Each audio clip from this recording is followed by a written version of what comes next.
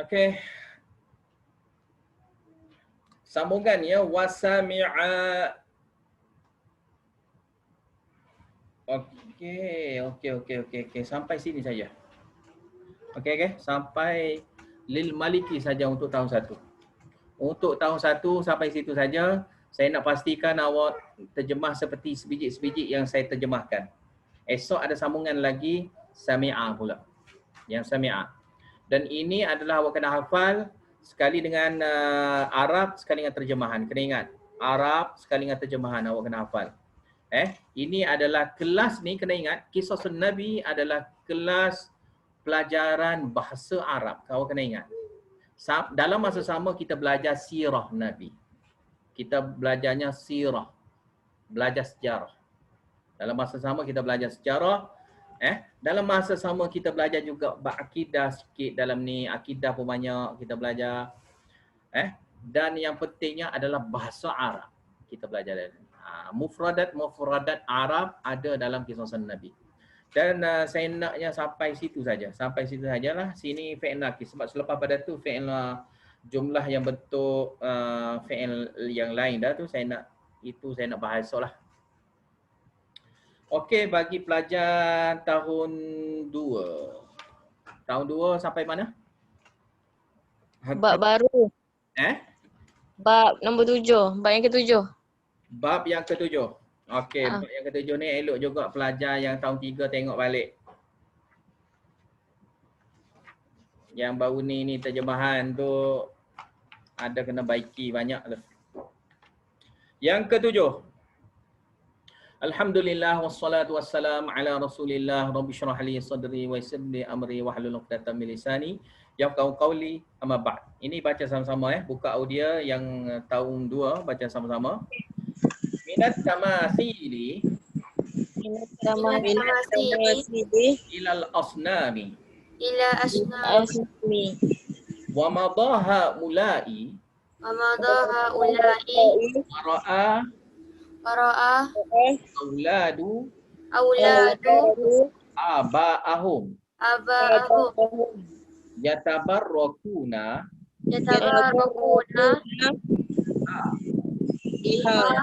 wara'au aba'ahum mu'azzimunaha ta'ziman syadidan. Ta'ziman syadidan. Okey. Perhatian pada yang kelas 2, kelas 3 pun sama. Tengok balik. Min situ minat tamasil, min daripada. Min daripada. Bila ada bersambung kita boleh juga baca minal. Min tetapi boleh dibaca bunyi mina. Itu kita belajar dalam sorof. Dalam sorof kita dah belajar. Dalam irsyadus sorof. Dia ada konun dia panggil iltiqa'is sakinain. Bertemu dua sakin. Sini sakin dia adalah min. Kemudian alif lam ta'arif. Lam ta'arif lah. Mana alif tak kira. Kita bertemu dengan lam ta'arif. Alif tak kira. Sebab alif tidak dibaca pun. Alif tu hanya saja diletak saja. Maka lam situ lam ta'arif. Mana nun mati bertemu dengan lam ta'arif. Nun mati bertemu dengan lam ta'arif. Itu pun dalam kanun lam huruf syamsi qamari pun ada bahas kan? Dalam kanun huruf syamsi qamari. Huruf syamsi qamari dalam irsyadus saraf ada dibahaskan juga. Itu awak kena tengok balik. Dalam irsyadus saraf ada dua kanun yang penting untuk awak tengok sini. Huruf syamsi qamari, kemudian kanun iltiqa'is sakinain. Iltiqa'is sakinain awak tengok balik kanun iltiqa'is sakinain dalam ajwab. Huruf syamsi qamari itu dalam qawanin mazid fihi. Minat tamasil. Okey, tamasil. At-tamasil daripada at-tamasil ilal asnam.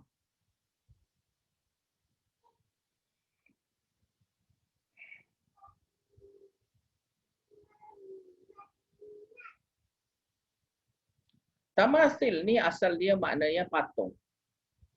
Tamasil makna dia patung. Patung. Tamasil daripada tamsil. Tamsil jadi tamasil. Tamasil adalah jamak mukassar. Jamak aksar. Jamak muntahil jumu'. Dia juga dipanggil jamak muntahil jumu'. Dia juga dipanggil jamak aksar. Dan dia juga dipanggil jamak mukassar. Kena ingat Kena ingat. Dan jamak mukassar yang ini yang senang untuk awak cam. Sebab adanya dua huruf mula-mula, ada dua huruf yang berbaris di atas, kemudian selepas tu adanya alif. Kemudian selepas tu adanya alif. Kalau dia ada 3 huruf, maka huruf yang mula-mula baris bawah, huruf yang kedua kena letak ya, huruf yang ketiga tu awak kena buat tanwin lah. Sebab dia jadi wajib munsharif. Ataupun kita dalam kitab dia kata dibiarkan keadaannya. Dibiarkan keadaannya. Itu dalam qanun maddah zaidah, kena tengok balik. At-tamasil. Ia adalah jamak mukassar. Jamak mukassar. Jamak mukassar dengan makna patung. Dengan makna patung. Dengan makna patung. Ilal asnam. Ila dengan makna ke ataupun kepada. Al-asnam berhala. Asnam jamak kepada sonam. Asnam jamak kepada sonam. Sonam tu maknanya berhala. Satu berhala. Al-asnam banyak berhala lah. Berhala itu. Jadi ada alif lam kan? Tadi saya dah beritahu dah, bila ada alif lam, awak terjemahnya yang paling mudah ada itu, ada pun yang tersebut, yang berkait dengan itu. Yang tersebut itu. Yang dimaksudkan itu. Yang dibahaskan ini. Seperti yang mana yang dibahaskan. Cerita yang dalam ini. Boleh berlaku bila adanya alif lam. Maka daripada patung itu ke berhala. Berhala ni patung yang sudah dijadikan sebagai sembahan. Maka dia panggil asnam. Dia dipanggil asnam kerana patung. Dia bukan sekadar patung dah. Dia sudah menjadi berhala. Sebab berhala ni adalah sembahan. Benda yang disembah. Benda yang disembah dia panggil asnam. Bila sembah pada sesuatu tu dia panggil asnam. Sebab tu kalau kita tengok dalam Al-Quran, bila sebut kata asnam, asnam jangan terjemah berhala saja kadang-kadang. Apa saja yang disembah. Apa saja yang disembah. Yang ada fizikal ataupun yang tak ada fizikal. Ada fizikal ataupun yang tak ada fizikal. Sembah bunga. Bunga ni. Ada orang sembah bunga. Misal kalau ada orang sembah bunga. Bunga ni dipanggil asnam. Sonam. Kenapa jadi sonam? Kerana dia bukan sekadar patung ataupun bentuk raja. Bentuk. Ada yang ada bentuk. Tamasil ni yang ada bentuk gini ni dipanggil tamsil semua. Tak kira lah benda bernyawa ataupun benda tak bernyawa ke ataupun jadi pokok ke apa ke, ni dipanggil tamsil. Bila disembah. Bila disembah gini. Bila disembah dipanggil asnam. Maka asnam tu kalau awak nak terjemah berhala pun boleh. Ataupun apa saja yang disembah. Kalau nak memudahkan sini dari segi terjemahan, awak terjemahlah berhala itu. Berhala itu. Maka tamasil jamak mukassar, asnam pun jamak mukassar. Kena ingat, asnam jamak mukassar. Ia pun jamak mukassar. Dia bukan jamak tashih, dia adalah jamak mukassar. Jamak mukassar. Maka daripada patung pergi kepada berhala. Patung pergi kepada berhala. Daripada patung itu, mana patung yang diceritakan dalam bab 6 itu, kepada berhala. Berhala itu pula. Jadilah berhala itu pula. Berhala yang dimaksudkan dalam cerita. Wa madha. Saya pula. Wa madha haula. Wa madha haula'i, dan telah berlalu. telah berlalu haula'i mereka itu. Ini domir jamak domir jamak muzakkar. Dan boleh juga untuk semua sekali termasuk muzakkar dan juga muannas. Muzakkar dan juga muannas.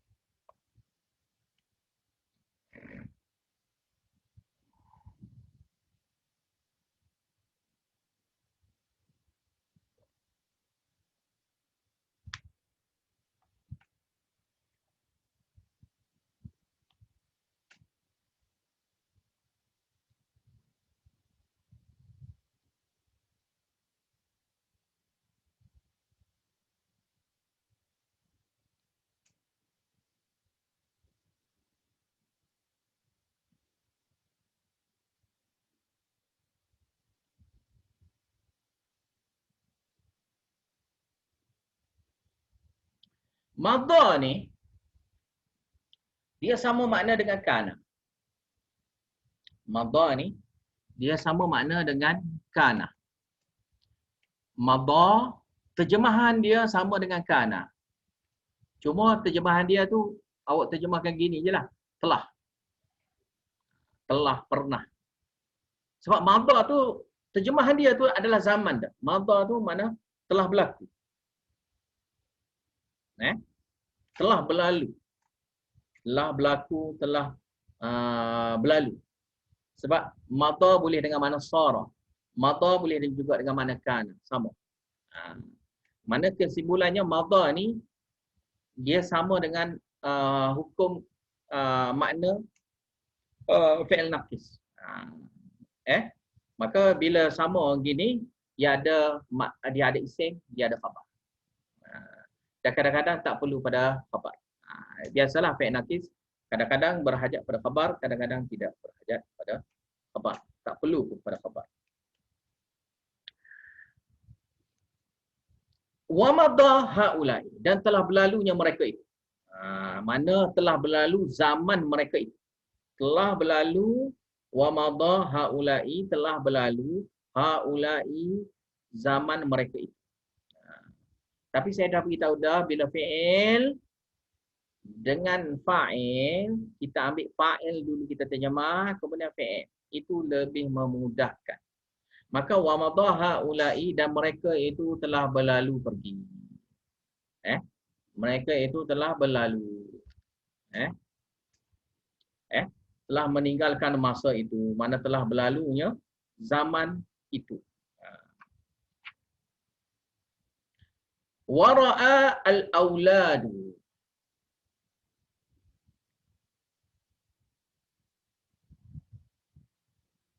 anak-anak itu. Al-auladu maknanya anak-anak itu. Ra'a dengan mana dia telah. Al-auladu anak-anak itu. Anak-anak itu. Kita boleh guna dengan wahid muzakkar. Kena ingat boleh guna dengan wahid muzakkar. Perkataan jamak, isim, perkataan jamak kita boleh guna dengan fi'il madhi wahid muzakkar. Al-auladu adalah fa'il kepada ra'a. Maka nak terjemah macam mana? Anak-anak itu melihat. Telah melihat. Anak-anak itu telah melihat. Apa makna anak-anak itu? Anak-anak mereka zaman dahulu itu telah melihat. Aba'ahum, nenek moyang mereka. Tok nenek mereka. Aba ni asal maknanya ayah-ayah. Tok ayah. Ayah dengan ayah-ayah-ayah.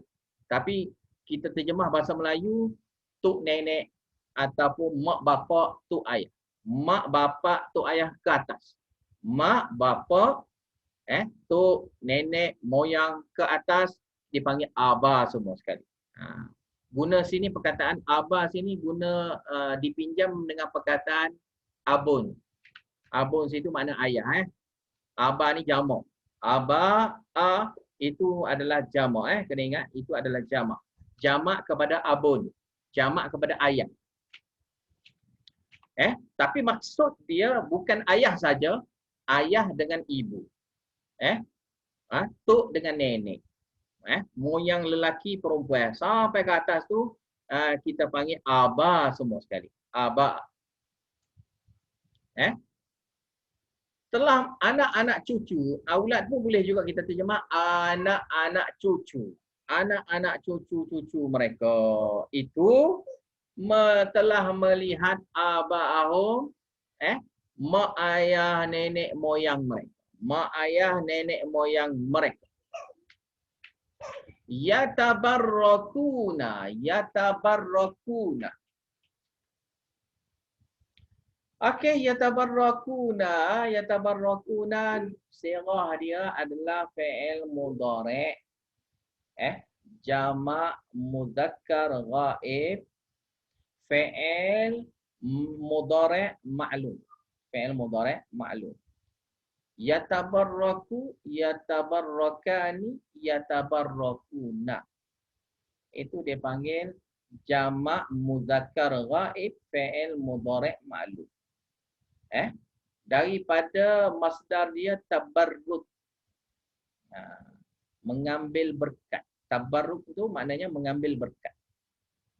Tabarraka yatabarraku tabarrukan. Fahuwa mutabarrikun wa tuburrika yutabarraku tabarrukan fadzaka mutabarrakun. Itu adalah bab tabarruk ataupun bab tafa'ul. Terjemah dia mengambil berkat. Talabul barakah. Talabul barakah, mengambil berkat.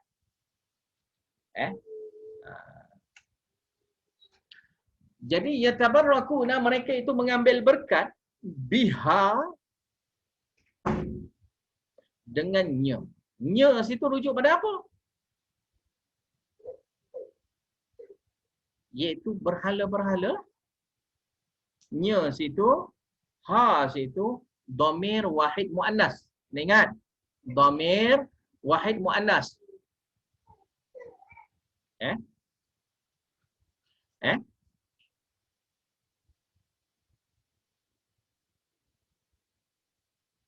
Dhamir wahid muannas boleh merujuk kepada jamak mukassar. Dia boleh merujuk kepada jamak mukassar walaupun jamak mukassar muzakkar. Jamak muzakkar mukassar sekali. Boleh. Untuk jamak, sirah jamak, bolehlah kita nak buat ganti nama dia dengan satu perkataan saja, iaitu wahid muannas ghaib. Dhamir wahid muannas. Dengan dhamir wahid muannas. Ha situ adalah dhamir wahid muannas ghaibah. Muannas ghaib. Wahid muannas ghaib. Jadi wahid muannas ghaib itu kalau kira-kira ini bukan muannas, tapi boleh wahid muannas boleh merujuk kepada jamak. Kena ingat sampai bila-bila jamak mukassar. Okey, ha situ yatabarrakuna biha. Mereka itu mengambil berkat dengannya. Nya itu apa? Iaitu berhala-berhala itu.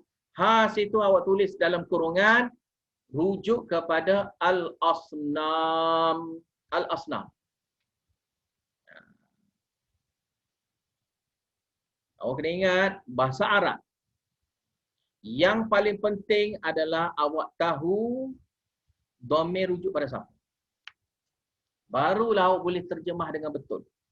Kalau awak tak tahu dhamir rujuk pada siapa, awak akan terjemah akan jadi salah sampai bila-bila salah. Rujuk pada siapa tu penting. Kalau fi'il rujuk pada siapa tu biasa selepas padanya adalah rujuk padanya lah. Rujuk pada orang itu. Dhamir yang ada dalam fi'il tu biasa dia akan sebutnya isim zahir selepas pada tu ataupun dipanggil fa'il dia. Fa'il dia ada selepas pada tu. Ataupun fa'il dia sudah disebut sebelum pada ini. Kalau fa'il itu sudah disebut sebelum pada ini, maka dia guna eh uh, eh dhamir yang ada dalam fi'il saja. Dhamir yang ada dalam fi'il saja. Contoh, tengok perkataan yatabarrakuna. Yatabarrakuna jamak muzakkar ghaib kan? Jamak muzakkar ghaib fi'il mudhari' ma'lum kan? Itu fi'il kan? Ada dhamir kan dalam dia? Iaitu dhamir hum. Dhamir dia adalah hum. Hum situ rujuk pada siapa? Hum situ rujuk pada siapa? Hum situ rujuk pada al-aulad.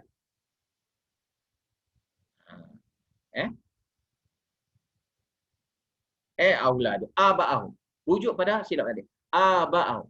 Rujuk pada aba'ahum. Tok nenek mereka.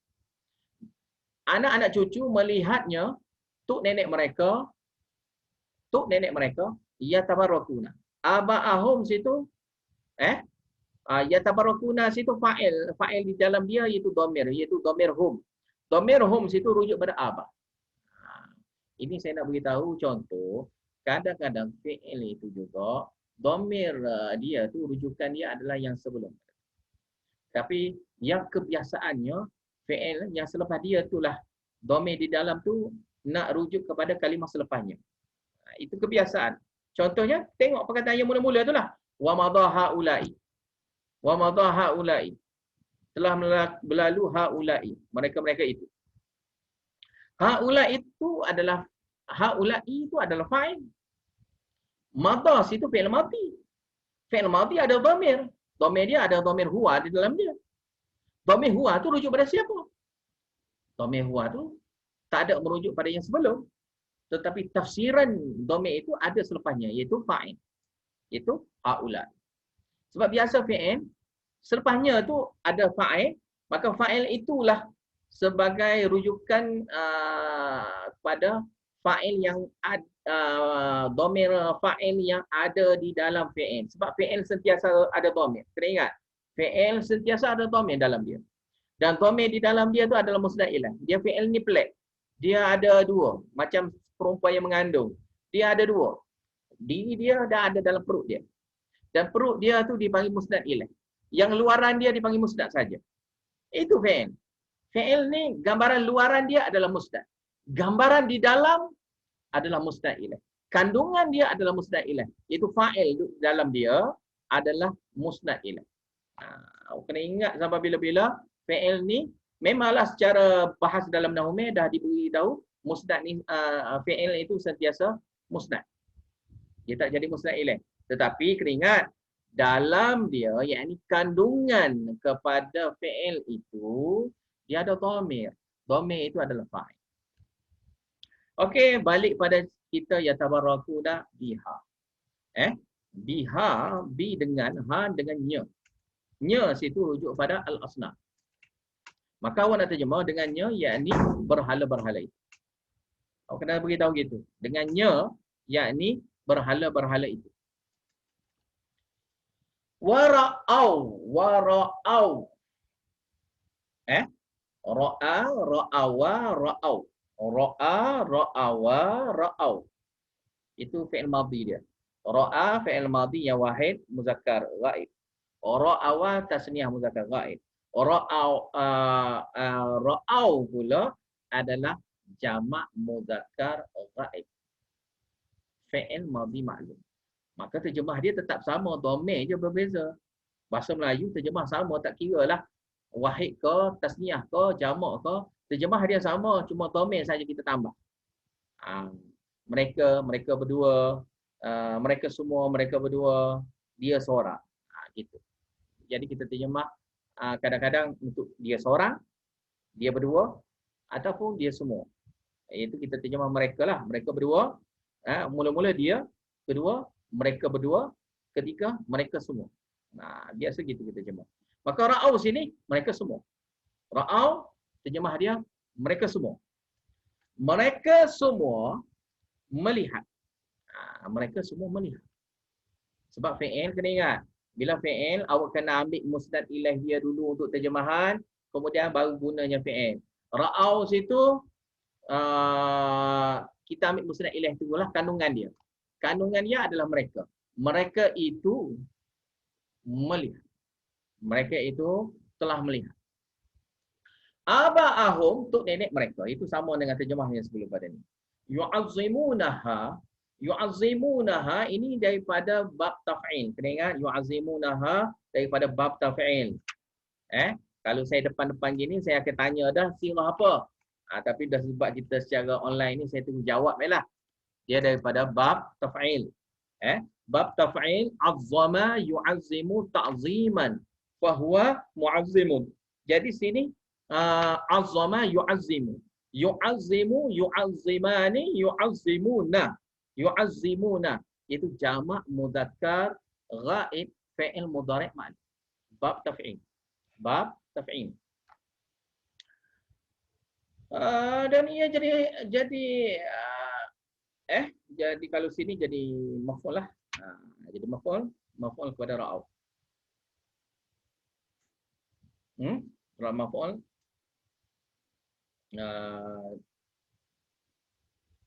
Dia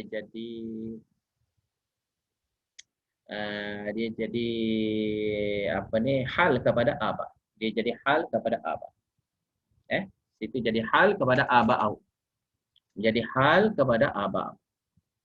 Mereka melihat tuk nenek mereka, keadaan tuk nenek mereka dulu apa? Yu'azzimun. Sebab tu saya terjemah hal. Hal kita senang. Kita nak terjemah keadaan mereka.